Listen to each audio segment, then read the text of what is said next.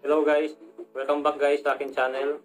So, ito na naman tayo sa isa na namang panibagong content ang ating gagawin sa araw na to. So, ayun guys, dahil day off natin ngayon, tayo nakapagawa ng content. So, ayun guys, kailangan kasi natin gawin tong content na to. At the same time is maayos natin yung ating motorsiklo. So guys, nagkaroon lang kasi ng aberya sa aking motor. So may kwento ko lang guys, kasi nung isang time na day off natin is namasyal ako. At yun nga, sa kasamaang palad is bumigay yung ating ignition switch. So wala akong naging choice guys kundi paklasin yung leggings ng aking motor. At tinanggal ko guys yung aking ignition at dinirect ko na lang yung switch. So yun guys, nakauwi din ako. So salamat sa tumulong sa akin. Nakita niya kasing hirap na ako guys na inaayos yung ating motor sa gitna ng dilim. So ayun guys, nagpresenta naman siyang tumulong. Isa po siyang security guard. So shout out sa iyo Manong security guard. Yun guys, akala daw kasi niya is kung ano na yung ginagawa ko sa motor. So inisip ko talagang pagkakamalan akong karnaper kasi hindi ko mabuksan yung motor, tapos kung ano yung pinaggagawa ko, pinupok. Talagang sinisira ko yung yung ignition switch. So yun guys, salamat naman at pinagtiwalaan naman tayo ni Manong Guard at alam naman niya na sa atin talaga yung motor. So yun guys, tinulungan niya tayo. So hindi man siya nakatulong sa pag-ayos, pero nagpresenta siya na ilawan niya ako habang kinukumpuni yung ating motor. So yun guys, shout out sa iyo Manong Guard. Yun lang guys. So ito guys, nung time na nasira yung ating ignition switch, so umorder ako kagad sa Shopee. At ito yung nakita ko guys. Itong tawag nila dito is yung anti-theft na ignition switch. So ito guys is pang Shogun talaga siya. Shogun Pro saka yung Shogun R. Parehas lang yan guys. So ayun guys, pinili ko to ng sa Shopee. So sa katapusan na ng aking video, ko siya babanggitin kung magkano ko siya nabili. At siyempre guys, sasabihin ko sa inyo kung saan ko siya nabili. So ayun guys, bago natin i-unbox kung item na to, is kung bago ka pa lang sa aking channel, ay paki-subscribe na ang ating YouTube channel at huwag kalimutang i-hit ang notification bell para maging updated ka kung may video pa ako na i-upload. So ayun guys, mag-intro muna tayo. So ayun guys.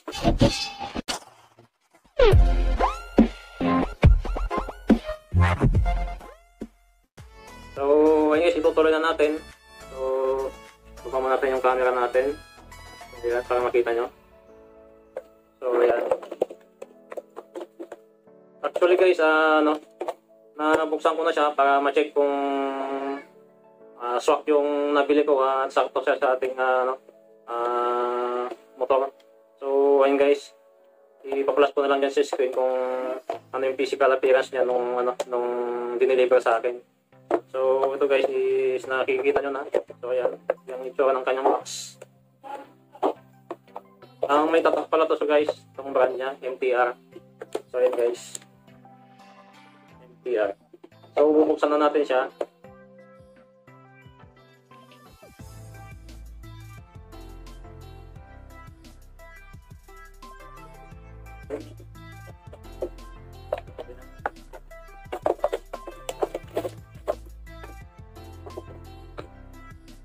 So ito siya guys. Kamukhang kamukha niya talaga yung stock na ignition switch natin. So yan. Ang kaiba lang guys yung kanyang yung nasa loob. Kaya sa tinawag na anti-theft ignition switch. So may siyang dalawang key. So yan.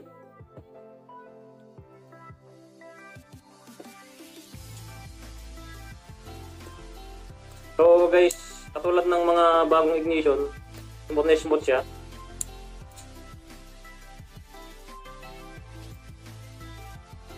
So based sa aking pag-inspection sa na to, sa item na to, is good naman siya para sa akin. So ayan. Pares na pares guys yung yung stock natin. Pati yung kanyang socket.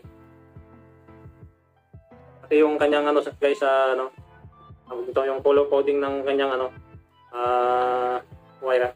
So ayan. So try natin kung gumagana yung kanyang lock. So yun guys, kung nakikita nyo tong naka-oscill na to, ito yung kanyang pinaka-lock sa kanyang leeg ating motor.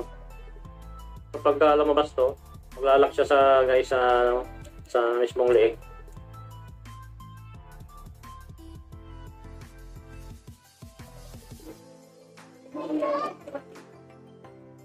So yun lang guys, medyo siyang maalog. Hindi ko alam kung talagang ganito. So ayan guys, pansinin nyo. So ayan guys, ito yung naglalak sa ating leg ng ating motor. So ayan.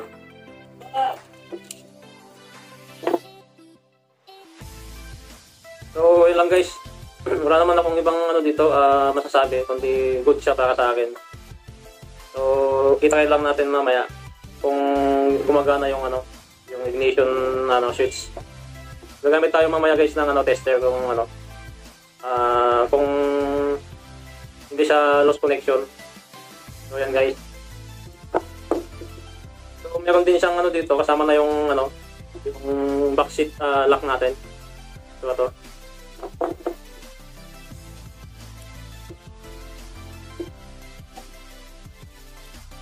So yan guys, working naman siya. So yung magiging problema lang natin kasi dito guys, is itong kanyang pag nagtagal to guys, kinakalawang kasi to itong kanyang spring dito sa loob. So ito yung nagkokos na nasisira tong tong ganito. So sana guys is magtagal siya.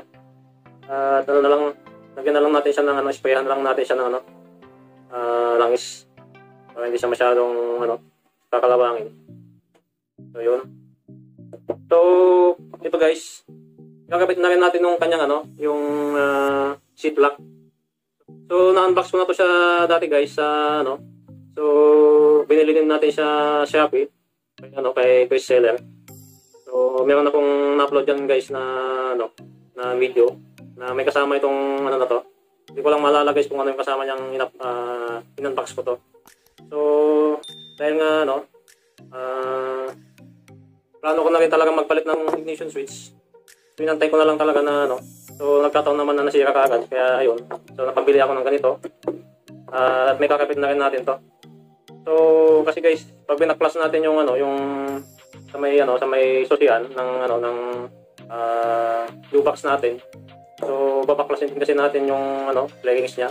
So tama-tama guys, isang baklasan na lang siya para dito. So ito guys yung magka-partner. Kasi mayroong kable yun guys na nakakabit dito sa ating seat back na nakakonect dito sa may susian. So yun yung hihila guys. Pag sinusiyan mo to, iikot to. So ayan, pag sinusiyan mo yan guys, hihilayin niya yung yung kable dito guys. So papakita ko lang. So kunwari guys, nakalak yan. Kung napapansin nyo guys, yung nasa gitna, nakahook yan, nakaganyan. So pag pagka hinila nung pag hinila ng kable, ito sinusiyan mo, iikot to. Dahil niya dito guys. Tapos na yan, mag-release na yan guys. So ayan. So yun lang guys yung paliwanag dyan. So alam ko naman sa inyo, isalam na yung mechanism nito. So pinapaliwanag ko lang guys sa mga wala pang knowledge. So ayan guys, tapos na tayo dito. So ayun guys, kung napapansin nyo, pinaklas ko na yung playrings niya guys para madali lang tayong kapit. So balik guys, marami pa akong gagawin dito kaya hindi ko muna siya ibabalik. Titignan ko muna guys yung dapat natin ayusin. Tapos yung kanyang carburetor. So balak ko na rin yan palitan guys kasi pumapalya na siya. So ayun guys, umpisa na natin magkabit. bago pa lang lahat guys, is-testingin muna natin to kung ano, gumagana. So, wait lang guys, kuha lang tayo ng ano, multi-tester. So, ayun guys, meron tayong tester dito. So guys, iset lang natin siya sa ano, sa continuity guys, yung continuity niya. Sa continuity natin siya ilalagay guys. Malaman natin kung may connection tong ano, tong kanyang ano, wirings. So, check muna natin guys sa kanyang ano, sa kanyang hinang. So, tatak mo lang naman natin yan guys. Magkabilang ano, magkabilang hinang. So, tutunog to guys pagka ano, connected siya. So, since hindi pa natin siya nasususian, kaya hindi pa siya tutunog guys. Kailangan natin muna susian. So, ayan.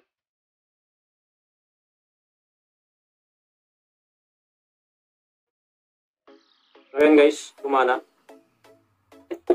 Hindi ko alam guys kung bakit nawala yung kanyang tunog. Baka nasira na guys. So, okay naman guys.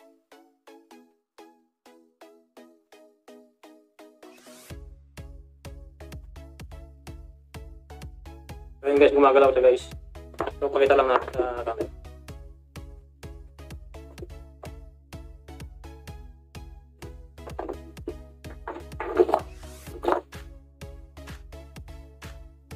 So, yun guys, tumutunog siya. Kung nakikita nyo guys yung ilaw, may ilaw yan. Kaya naman natin siyang i-off. Dapat mawala guys yung kanyang ano, yung kanyang tunog. Yung kanyang ilaw.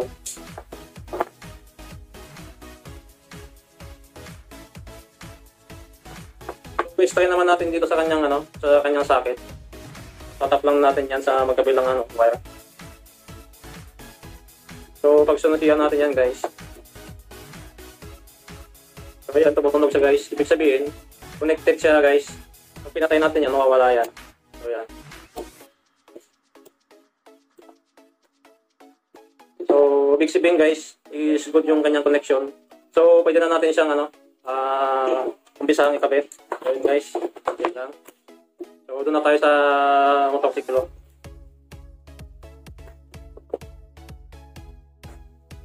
So, ayun guys, ito yung ginawa ko. So, tinap ko na lang yan. Sakit ng ating stock. So, hugutin natin to.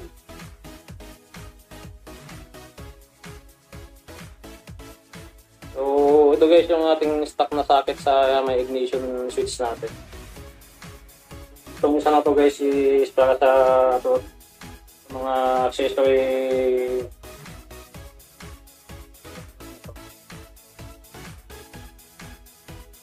Guys, ito nga pala yung ano, luma natin. Itong wire na to guys, is dito nakakonect yan.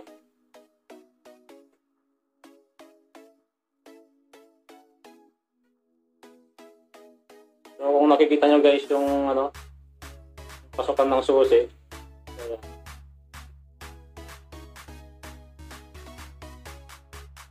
Talagang pinirasa ko yan guys na ano, wasakin. Parang susiyan ko sana. So hindi pa rin siya ano, tumalab. So itong susiyan na to guys is sobrang matibay talaga. Itong ganitong ano, style. So kahit anong gawin ko guys, kahit anong gawin kong pukpuk talaga hindi ko siya mapaikot. So nagkaroon ako ng idea, no choice, binaklas ko tong kanyang flarings. Tapos tinanggal ko yung kanyang ano, kanyang bolt dito. Kaya ako siya na pugot. At dinirect natin sa kanyang ano, sa wirings. So yun guys. So yung ibang ano kasi guys, mga magnanakaw is ito yung dinadali nila. Yung iba guys kasi pupukin mo lang ito ng ano, screwdriver, papasok, is maiikot mo na siya. Pero ito guys, kahit anong pukpok talaga guys, talagang hindi siya ano, talagang matibay siya guys itong ganitong ano, ganitong ignition. So yun guys, kapitan natin yung bago. So, ito guys yung bago. Ganyan lang naman yan. Madali lang naman yung setup guys. So, ipakapit muna natin dito. Bago natin ikapit yung kanyang wirings.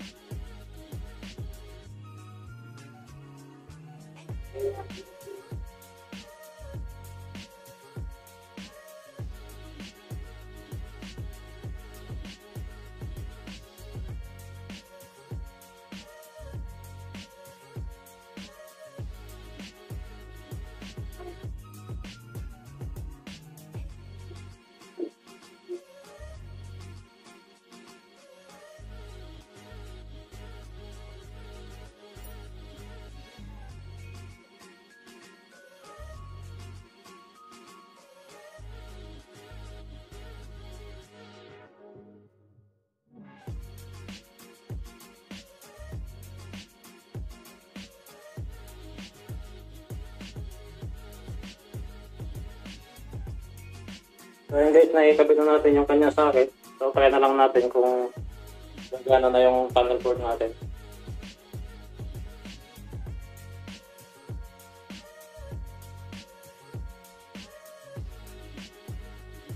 So yun guys. So ayan, umilaw na yung panel board natin. So ibig sabihin okay yung ignition switch. So ayan guys. So lagyan muna natin tong accessory wire na to. Tatap lang natin sa orange wire.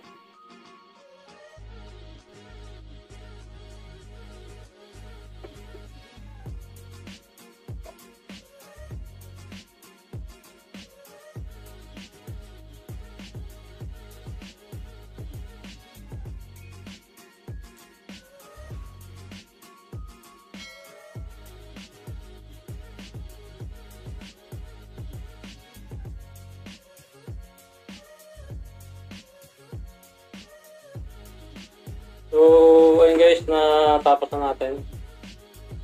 So, okay na siya dito. So, doon naman tayo sa likod. Yung kanyang upuan. So, tanggalin muna natin itong kanyang bearings guys.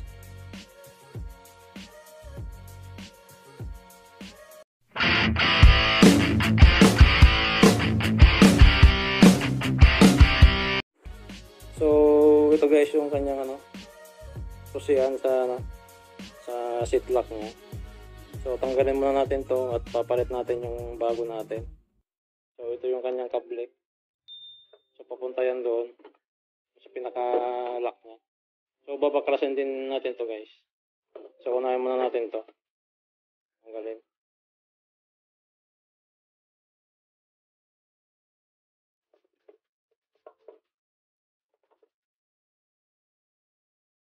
So guys, papaliwanag ko pala kung paano to binabaklas. Ito. So itong na to guys, may lock siya dito.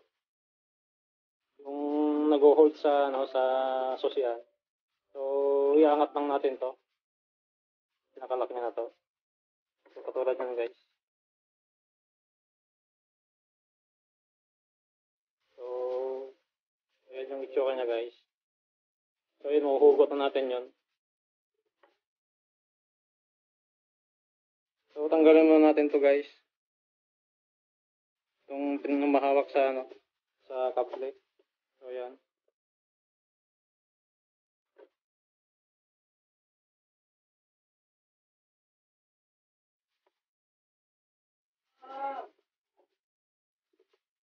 Tapos yan na guys. Bukas na. So good pa naman sana tong susian niya guys. Kaso kailangan na rin natin magpalit talaga. Kaya yung susi ng ignition switch is isa lang. Kanyang susi.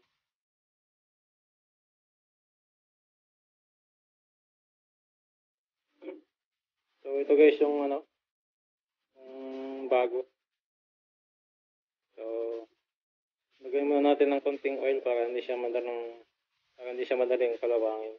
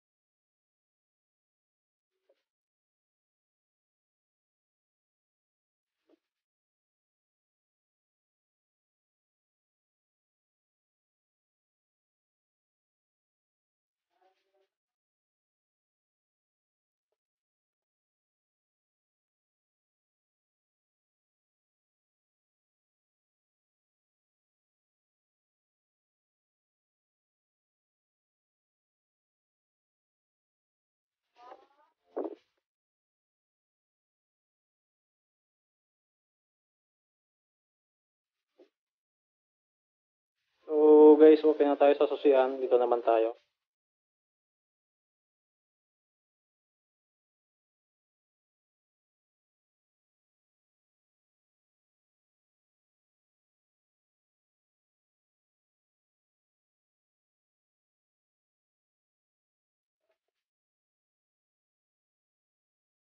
So ito guys yung problema natin. So bilog na yung ano. So kailangan natin ng gawa ng paraan to.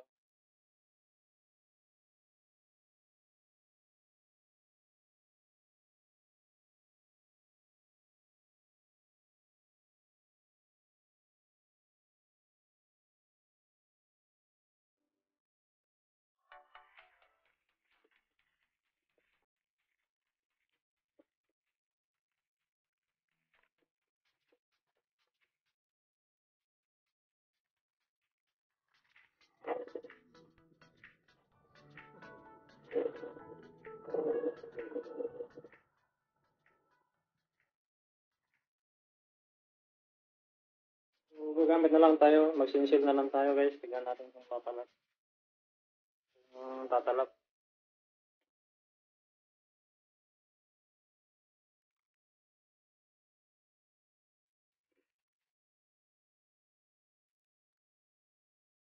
So yun guys, tumalab siya.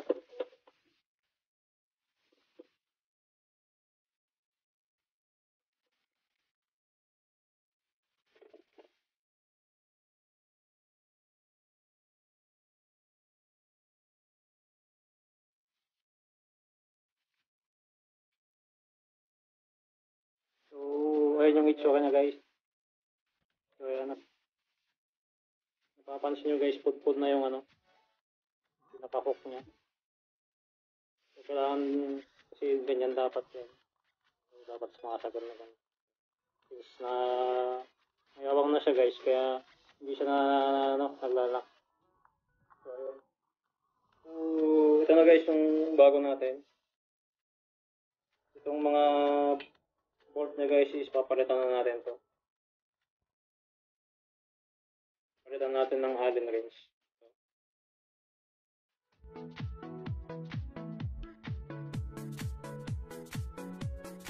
So unahin muna natin guys ilagay yung kanyang cable. Kanyang cable guys. So nilagyan ko na rin to ng langis guys. Para madulas-dulas. Para mukhang bago yung play niya guys.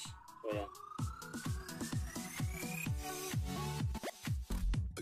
Bali ganyan lang ang pagkabit niyan guys. So pakita ko na lang. So i-ano muna natin dito guys itong butas na to. Saka yung ano, mahila niya. Ayan guys.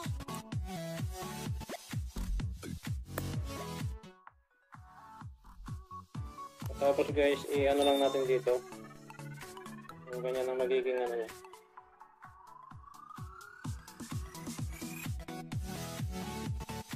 So, yun. Salpak na natin.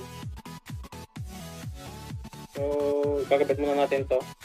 Bago natin to ikabit sa susian niya. So, yun.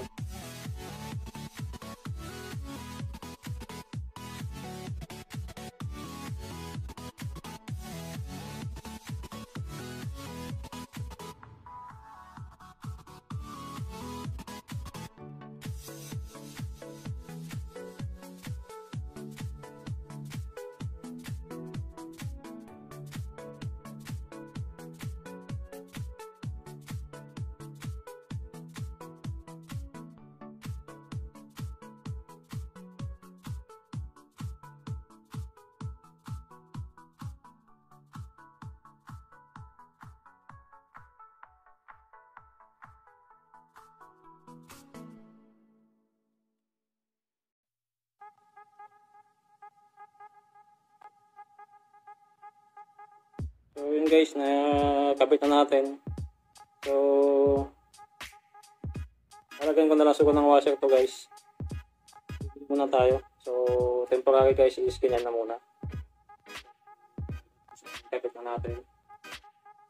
Tihigpitan na natin guys. Yun guys, kabit na natin tong kable niya.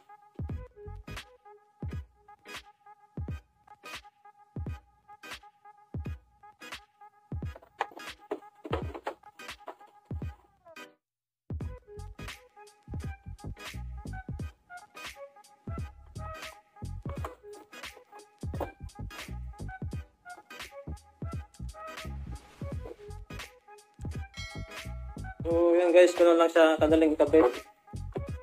So hindi ako nahirapan. Ngayon guys is testingin na natin.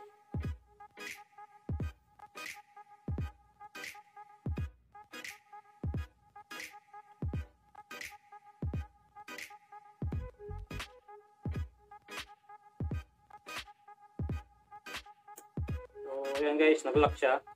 So try natin i-unlock. So, working naman siya guys.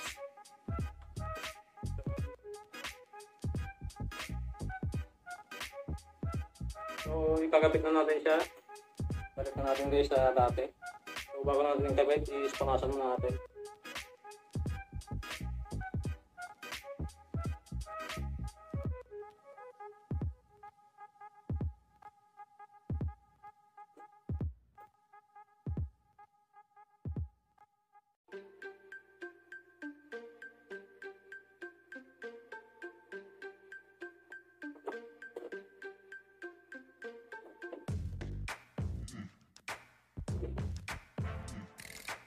So yun guys, very good. Nakita natin siya.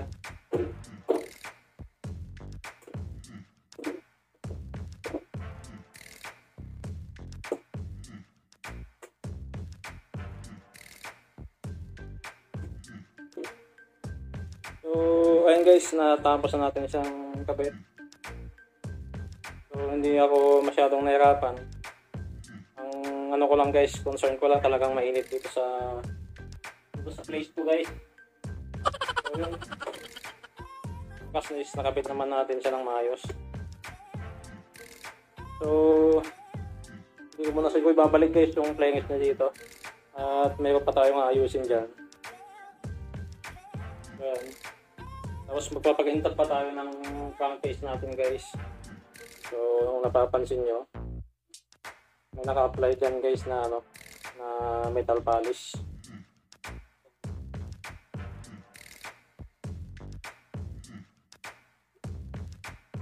So abangan nyo guys yung pagpapakintam ko ng crankcase natin. Sa susunod guys na video ko. So yan yung magiging ano natin guys. Susunod natin gagawin. So titignan natin guys kung mapapakintam pa natin at may babalik natin sa dati niyang ano, kintab. So balik guys, napambayaan ko na sa kasi siya. Ayan, pagod na pagod guys, hingal na hingal. So sobrang init. So ayan guys. So ayan guys, natapos na natin. Ito nga, tinabi na tayo.